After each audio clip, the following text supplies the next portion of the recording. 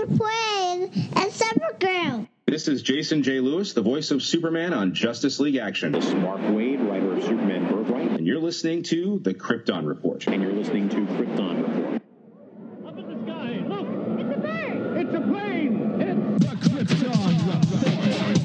The All Things Kryptonian podcast, including Superman and Supergirl. We discuss games, movies, cartoons, TV shows, and comics. Find us on Facebook, Instagram, YouTube, and Twitter.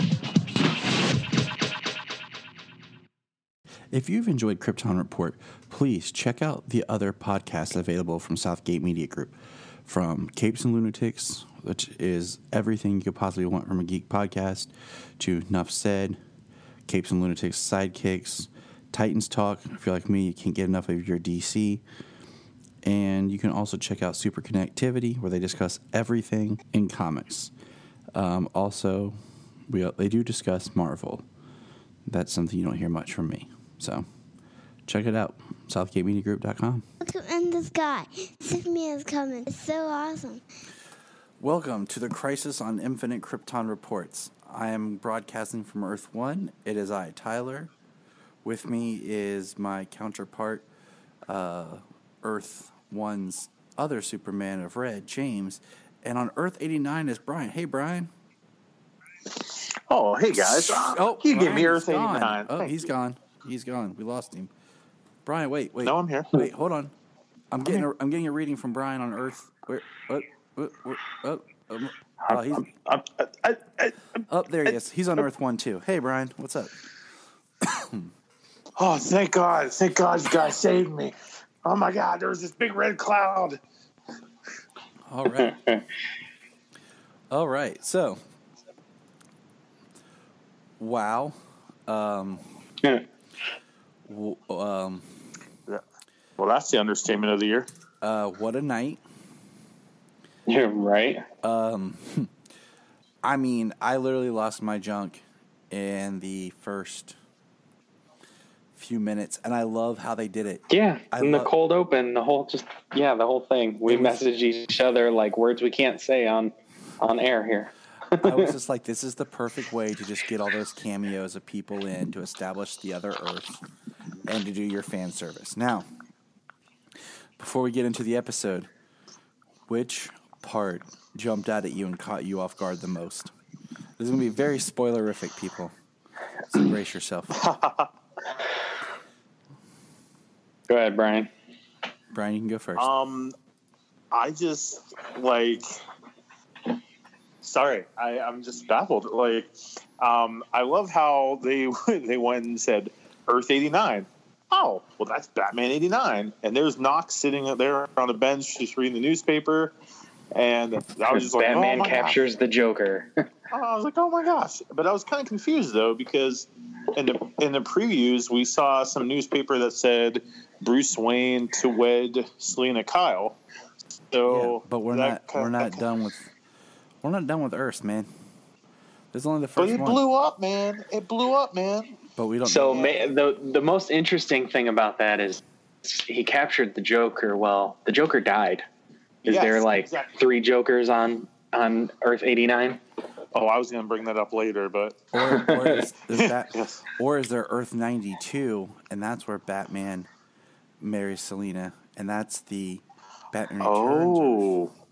Oh, yeah, because they brought it up in the Kevin Smith show later that Arnold Schwarzenegger's Mr. Freeze Earth would be at 97. But I thought that was a great tribute.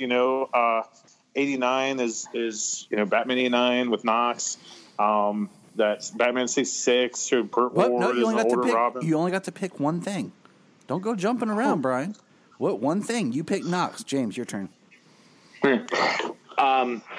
So what Earth was it that Titans was on? Because I was surprised that they... Right there, Titans. That is the biggest... Yeah, that's what I wanted to jump to next, but whatever. I got to shut up. But, it was Earth 9. Yeah, shut up, Bryan. Earth 9. It was Earth 9? Okay. I couldn't remember what Earth it was, but as soon as I saw it, I was like, oh, my God. They showed Hawk and they showed Jason Todd. It's like, oh, that is so cool. So that was the one thing out of this episode. You can only mention... can only mention seeing one person. That was the rule. No, it was one part.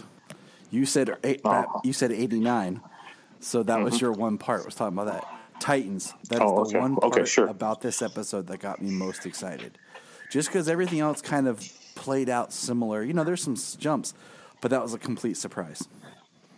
Right. So I wonder if they count as one of these 6 unannounced cameo guest appearances that they had said they hadn't revealed for Crisis. Right. 6 unannounced ones, yeah. And my other thought is that looked like, I bet that's footage from the Titans season 1 finale that was cut out. Could be. Because they have unused footage. Exactly. And I know that Alan Richardson said that they asked him to come to see if he wanted to film a scene as Aquaman, and he couldn't get out of the country to do it because of scheduling stuff. So it would make the most sense to, instead of using a scene we've already seen, to use a quick shot that we've never seen because it was unused footage.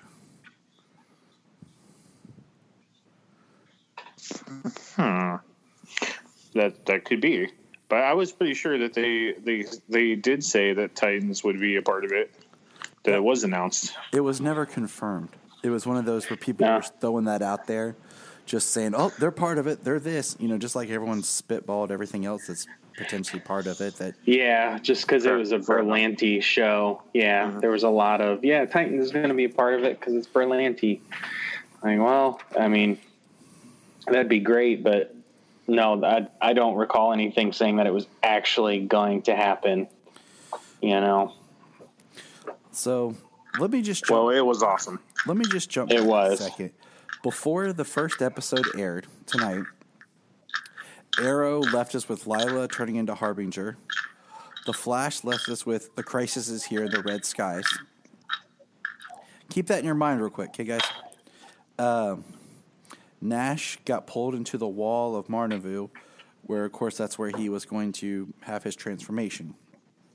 And then on Supergirl, Lexa's resurrected, and he's playing chess with the Monitor.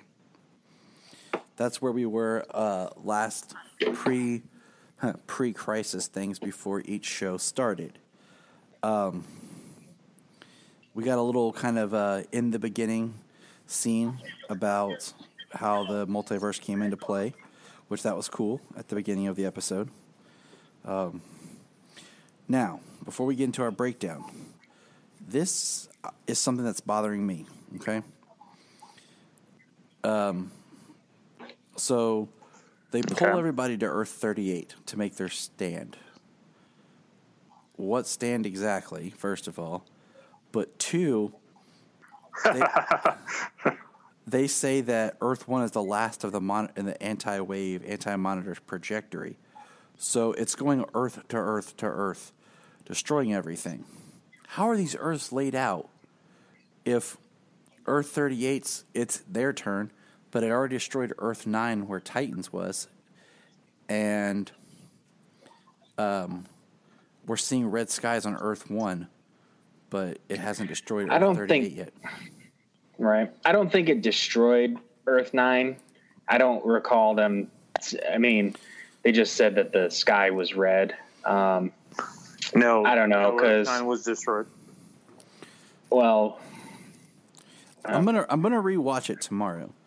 I'm gonna rewatch it as well. And the Kevin Smith talk with the producers, they confirmed that Earth 9 was destroyed, 89 was destroyed, 38 was destroyed, 66 was destroyed. Of course. Well, then where is the Titans in season 3? Yeah, exactly. That's the question. But, correction, fellas. We can play hardball here and say that the Titans that we're watching is on another Earth. Okay? Or we can just wait till the damn 5 thing is over, and then we can theorize about everything, you know?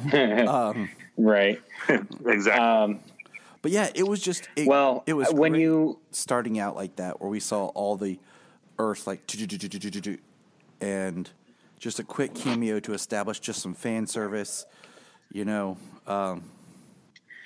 just really, Yeah. Well, when you consider like the multiverse, like in the comics, they talk about like the multiverse map, like it's not laid out like in a linear fashion. You know what I mean? You probably think of it as like a galaxy of stars, a galaxy of multiverses of infinite Earths, spiraling out and around one another. So, figure like stars all the way around. You know what I mean? Like, yeah. So as the wave comes through, it's just taking stuff out. It's, all this stuff is over here and it's making its way this direction. So, I mean, I don't think it's counting down from Earth 580,000 down to Earth 1. Well, that is how it was in the comics, but they absolutely made it clear in this show that it's jumping around completely. No, it wasn't like that in the comics because there's like Earth X, there's like Earth S, there's okay, speaking Earth of 1. Okay, I had to chuckle at one part in this, okay? You know what? Hold on. We'll get there because there was one part in this episode that I had to chuckle to myself because it just did not make sense to me.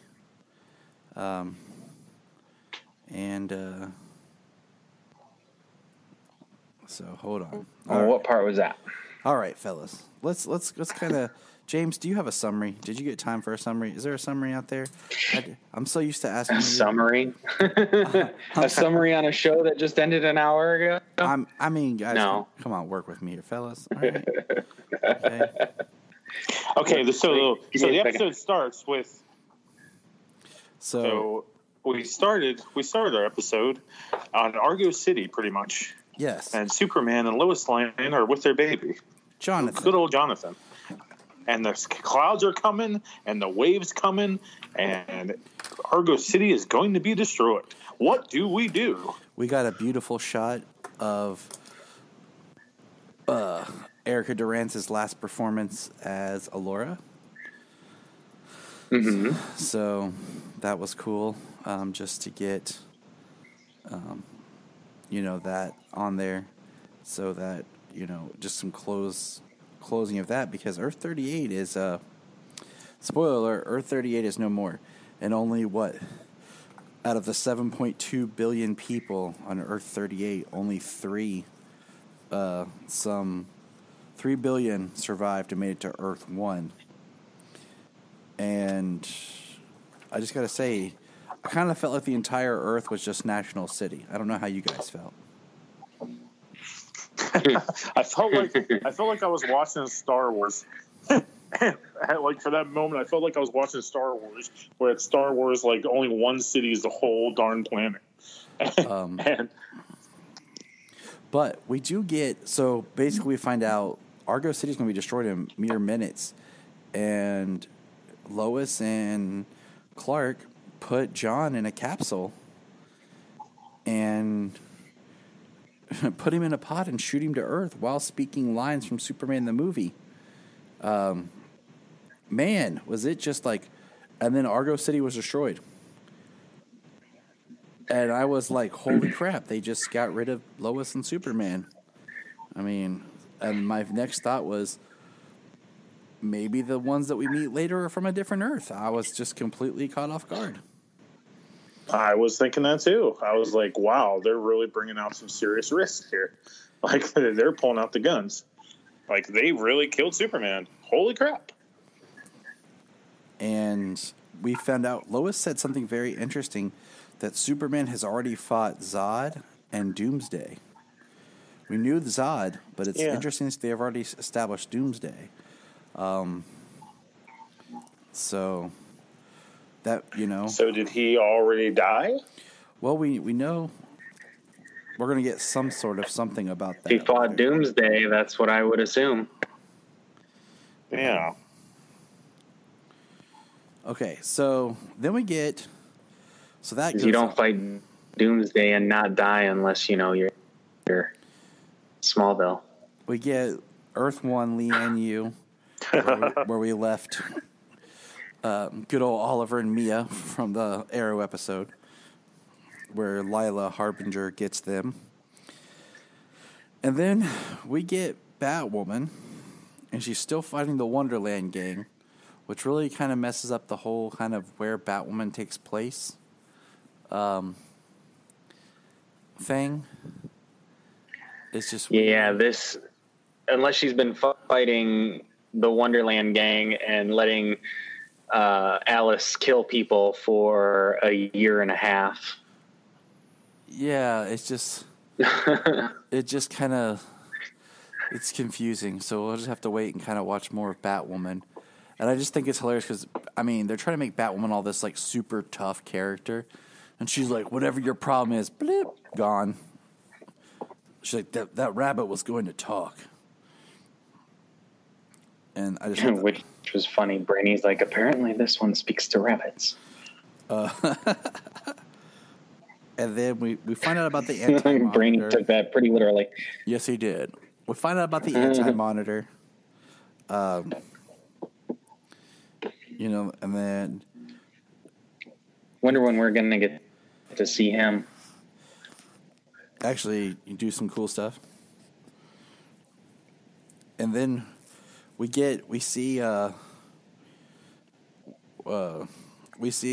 Harbinger get Ray and Sarah. And then all of a sudden they show up with everybody except Barry. I was like, man, where's Barry? But he wasn't there. No. Where's Perry? And then they come in later. Oh, Barry. And then, did you guys breathe a sigh of relief when you found out that Harbinger showed up right as Argo was destroyed and saved Lois and Clark?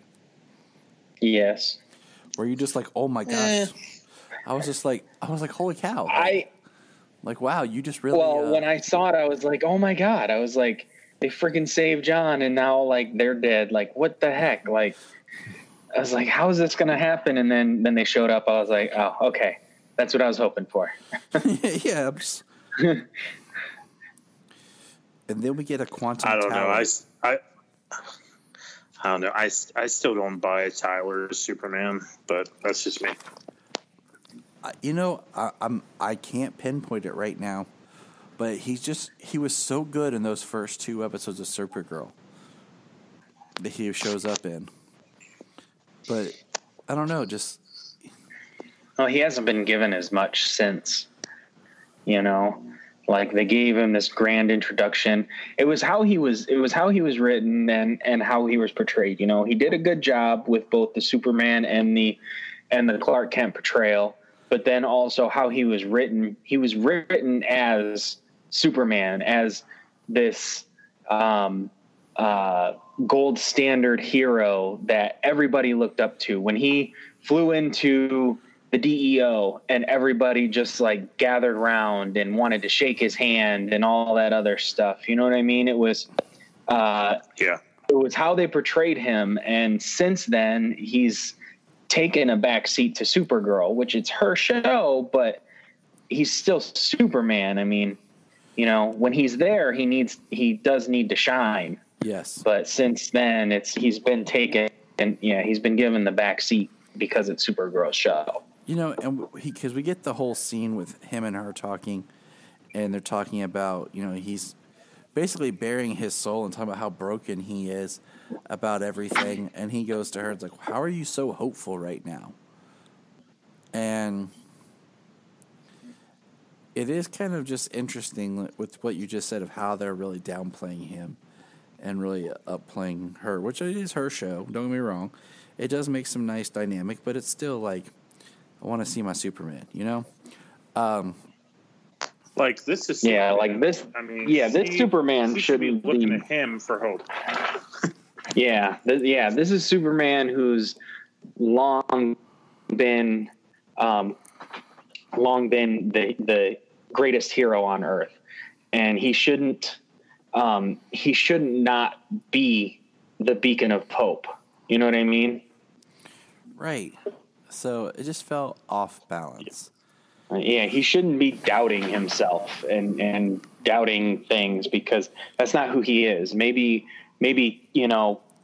15 years ago, 20 years ago when he first came on the scene, but and with a handful of years after that, but certainly not within the last, few years. Exactly. And I mean, there's like, I like this discussion because this just happened, and I'm just like, just processing everything, like getting us like our first reactions. That's the big deal right now. We want our first reactions after Crisis. Holy crap. What just happened? We quickly get this giant quantum tower that was like a whoa. It was awesome to see that. That Barry and the Legends created. And I like how the Legends right now, it's just the ones that matter. Ray. Yes, exactly. The others will come into play, but I like how it's, it's Ray and it's Sarah. But this is the part of the episode that doesn't quite make sense to me. And I've seen all of Legends of Tomorrow, and I'm not really pissed, but why?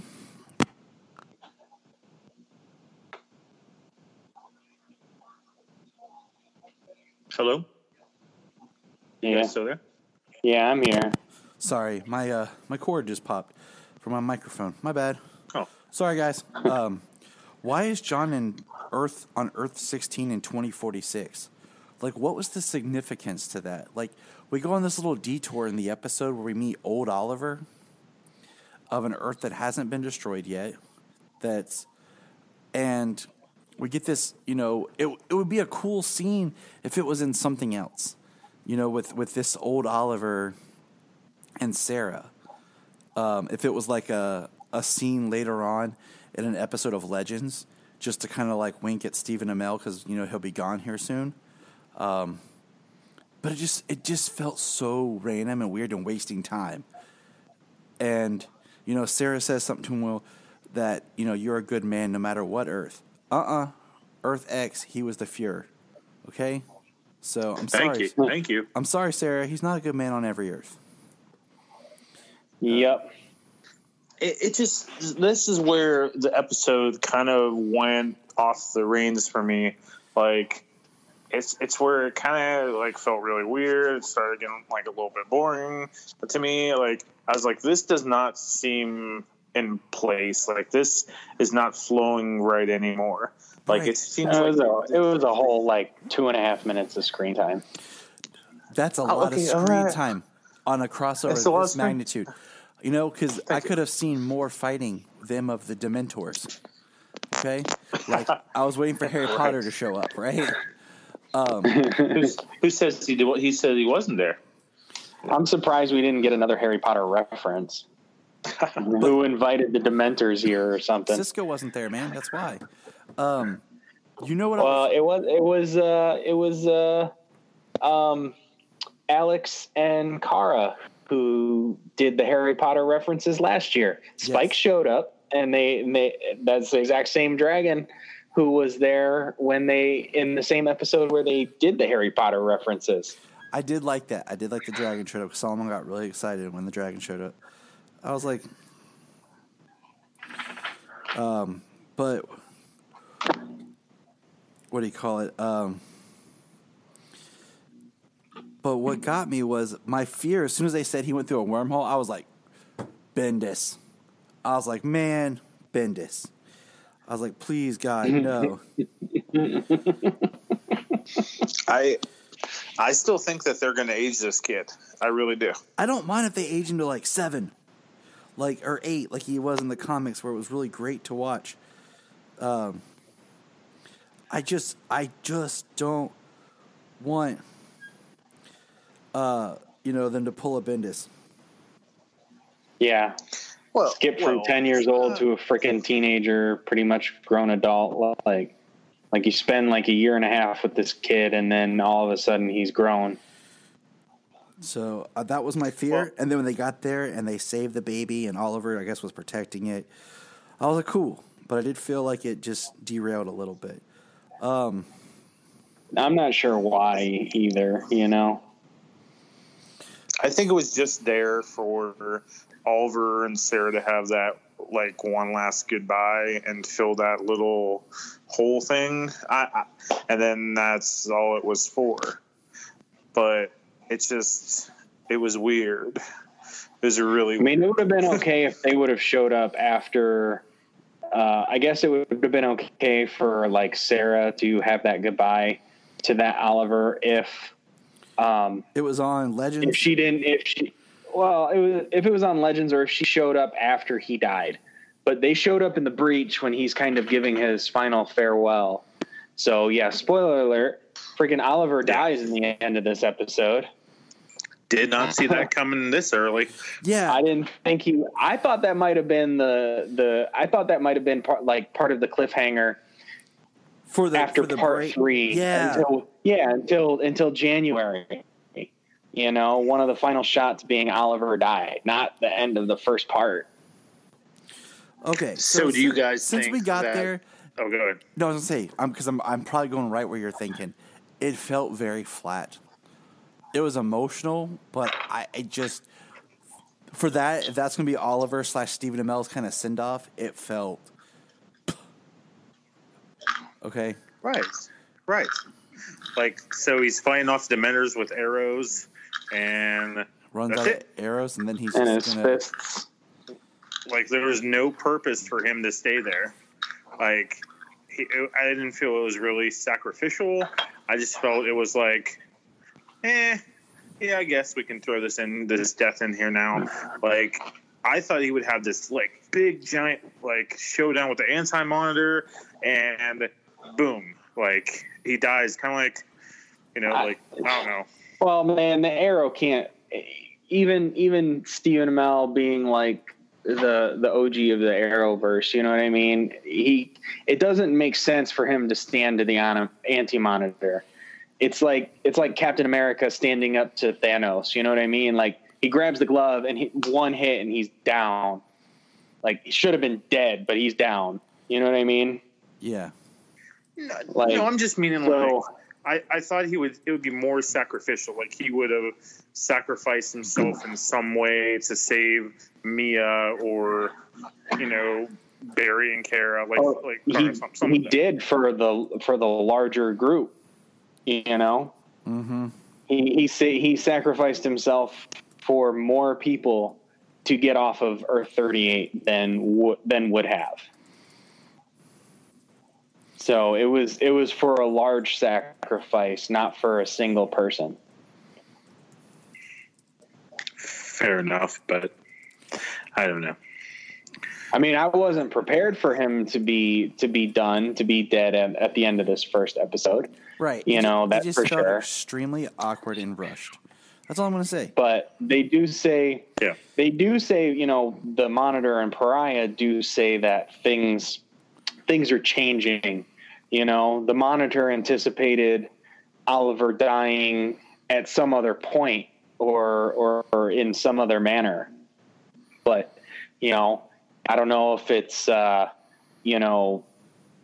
determination and will that is going to be the factor that turns things around and makes things different and people come out on top and defeat the Anti-Monitor. I'm not sure. Now, I do want to say something real quick here. We do know the Monitor has some sort of ability for time travel.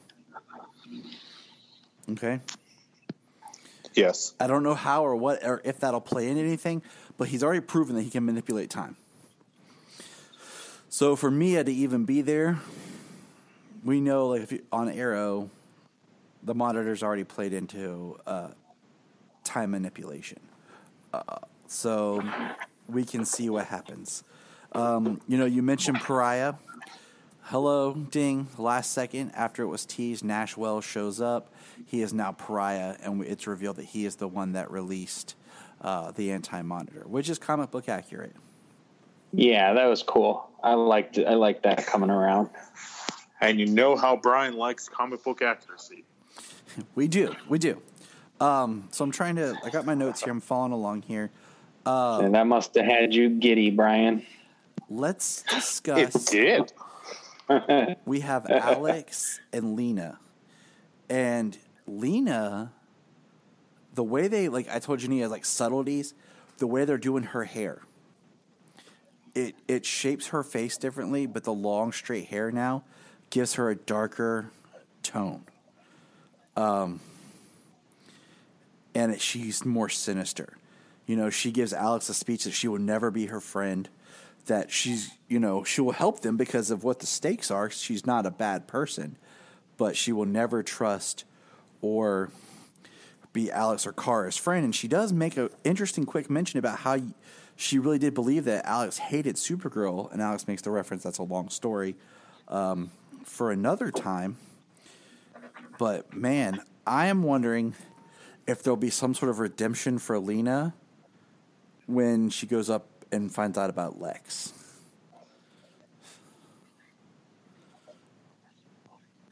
Thoughts? It's going to be, well, yeah, it's certainly going to be interesting, you know, when she finds out that Lex is still alive, which it seems from the preview we may have that reveal in the next episode. So that will be interesting. Excuse me, fellas. All right. So moving on. We talked about that. I'm trying to go through. There's like so much, but I just, you know, I almost thought that Superman and Supergirl were going to go supernova to power the quantum tower. Were you guys getting that vibe? I was wondering if they were going to go supernova, but then also I was wondering if after they kind of collapsed, if that was because the sky was red. Yeah, that's what I was thinking.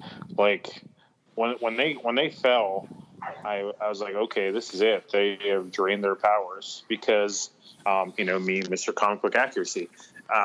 You know, when the Supermans of Earth 1 and 2 in the comic were in the antimatter universe, you know, they started losing their powers. So I was thinking that antimatter's coming in, and that's why they fell. Like, they were starting to lose their powers. And I was like, oh, that'd be interesting. You have your big guns out already. Which is a completely fair assessment, you know? And I do want to throw that out for our listeners. Bryan and James have just both recently read Crisis on Infinite Earths. I didn't have that kind of time, so that's why I have them. I'm not done. I am like 4/5 of the way done. So I'm pretty close, but I have not finished it. Well, I'm the one. But luckily the end doesn't. Yeah, this is true. But, you know, luckily the final 2 episodes, the final 2 parts aren't until January. So I feel I have time. Because I don't feel that they're going to do the whole, the Anti-Monitor's dead and now there's another threat. And then from what I've heard, the Anti-Monitor makes another big comeback. You know what I mean? Yeah. I don't feel that it'll probably quite be such that. I mean, I guess maybe it could be since, you know, Lex Luthor is involved. Perhaps, like, I don't know if they would do a Brainiac and Lex Luthor type deal, you know, being one part, like, say they take down, quote unquote, take down the Anti-Monitor in part 3. And then when they come back in part 4, it's like Luthor and Brainiac or Luthor and some other villains. And then part 4, the Anti-Monitor comes back and then they, you know, go out that way. I mean, I really don't know what their full plan is for 5 parts here. Yeah. Well, we could get a return of the Reverse Flash somewhere. Okay. And, you know, in the comic, yeah, Mr. Comic Book Action guy, you know, the villains start taking over some of the Earths while the Anti-Monitor is down. And, you know, Lex and Brainiac, just like you're saying, like, take a big role in that. I don't know if that's going to go that route here. It could. But we're going to need someone to take that Alexander Luthor role. And that's why I'm scratching my head at Jonathan Kent's. Like, are they going to make an older John Kent? And I don't know, and that's why they're dealing with some time travel lately, and then he's just gonna like go away, and we're gonna get John Kent baby back for that Superman show. Like, I don't know where they're going with it, but we need a John. We need a John Kent. We do. Well, the thing I have, I mean, the idea that I have, like, if John kind of played the Alexander Luthor route just even a little bit, not age him up to full adult, but even as a younger child. I mean, so the Superman show in the future, I don't know how interesting it would be to have Super Baby. You know what I mean? But if it takes I agree with you. Short time in the future, or this baby is aged up because of the temporal effects, to a young child, it's more interesting to see a young, superpowered, 7 to 10-year-old as opposed to Super Baby. Mm-hmm. I don't know. So nope, I agree with you. I would definitely rather see Superman and Lois teaching a 5 to 10-year-old about life and their powers than I would having a baby around. Yeah, I don't want John to be aged up to like Alexander Luthor age, where he's a young adult, in a matter of friggin' days or whatever. Like, you skip all that crap. They did that in the comic books, and it's the worst part. Like, I mean, I like the fact that Superboy is. Yes. I like the fact that John Kent, Superboy, is like kind of an inspiration for the Legion. I think that is a new interpretation, and I like it. I mean, I'd like to see where it goes and how it's used, but I like the idea of that as opposed to Superman going to the future as a boy, as Superboy, and then going back in time and having his memory erased, that kind of stuff. So I think it's better this way, and I think it makes more sense. But also, that's one of the worst parts is they friggin' skipped all this time. You had great stories with young John Kent, and then you skip all this time. He spent years on another Earth, and you skip all this time, and now he's just all of a sudden. I don't want that in the TV. I don't want that on TV either. Amen. All right, so we see that Kelly has the Guardian Shield. We got that really quick. That was interesting. What'd you guys think about that? Yeah, I was like, oh, come on, really?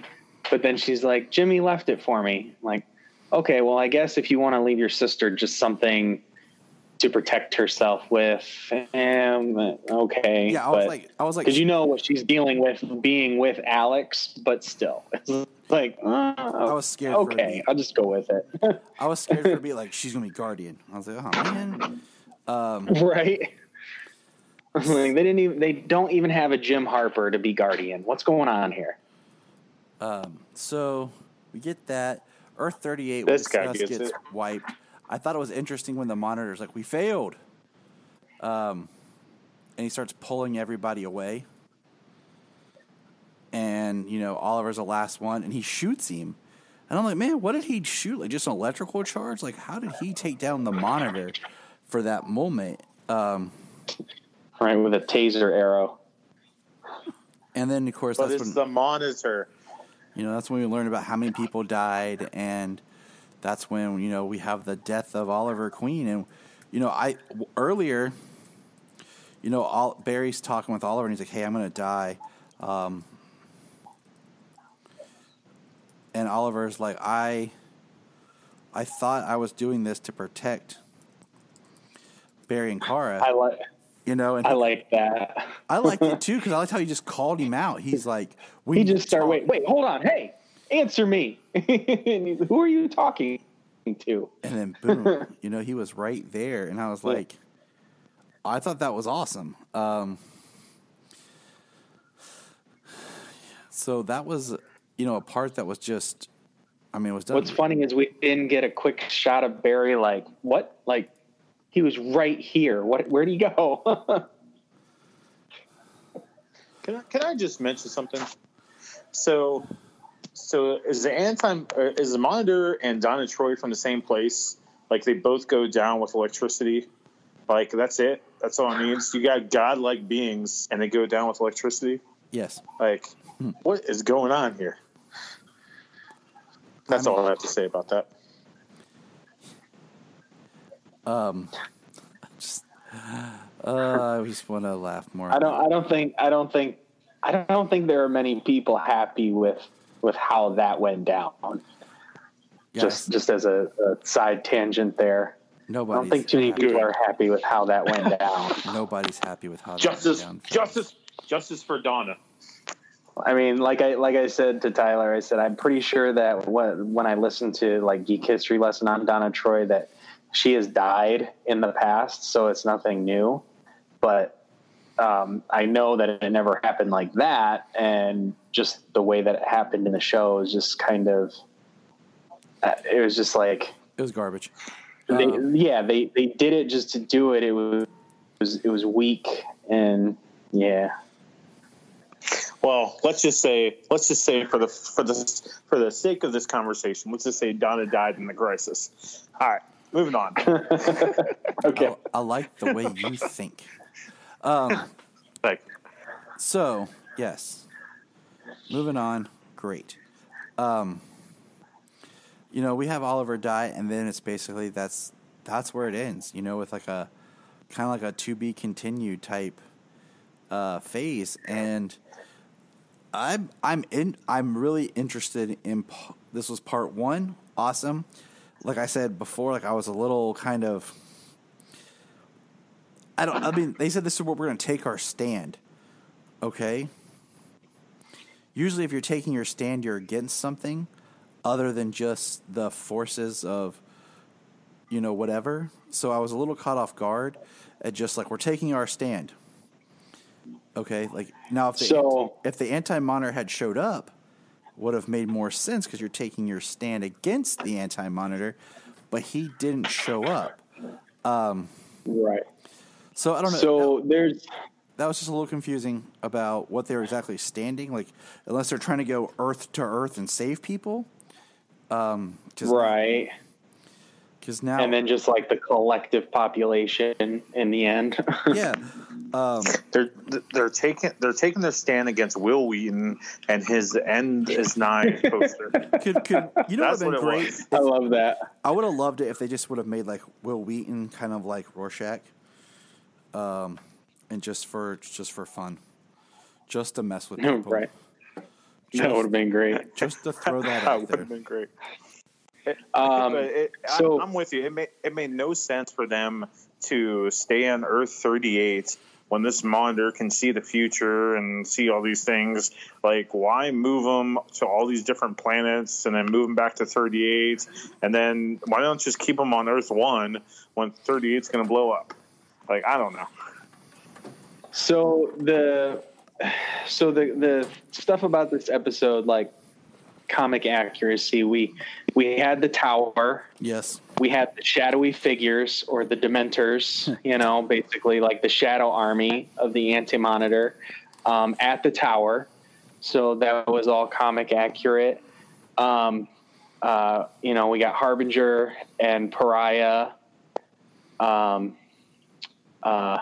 What was the thing there? What was the other one about comic accuracy we were talking about before? There was a baby being shipped in a rocket as the antimatter wave came. Yes, there was that, and that was John, it was Alexander in the comics, but close enough. So there's a few things, they're keeping a lot of bits from the comic books, but making it and allowing it to fit in the world here. So I think I'm not sure.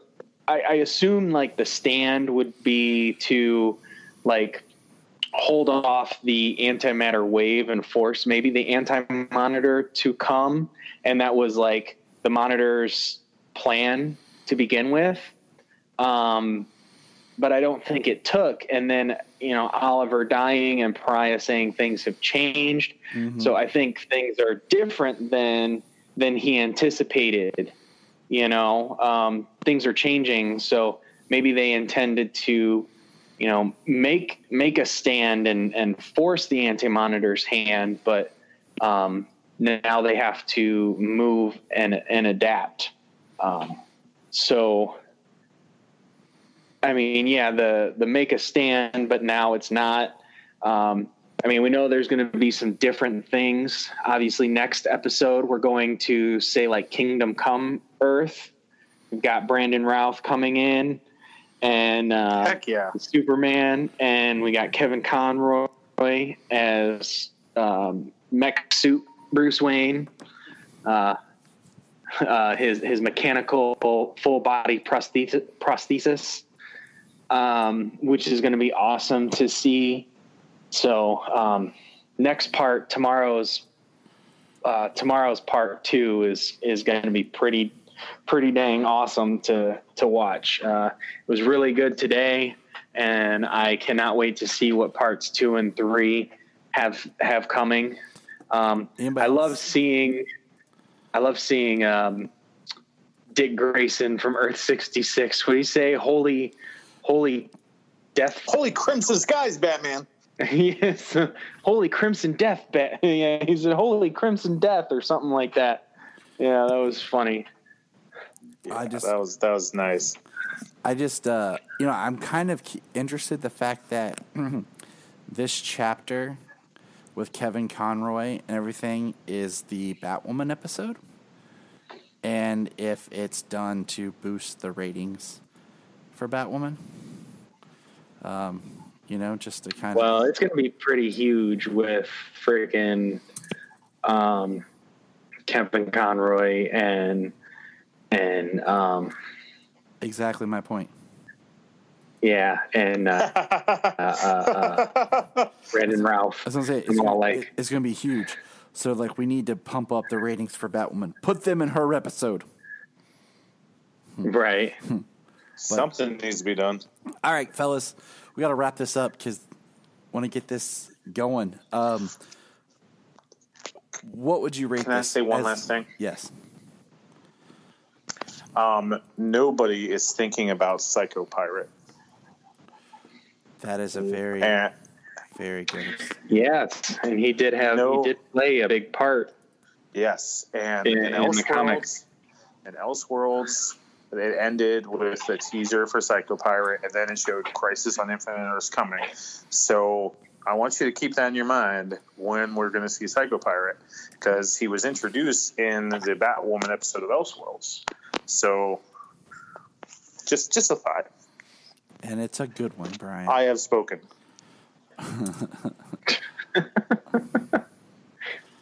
All right, let's get out of here.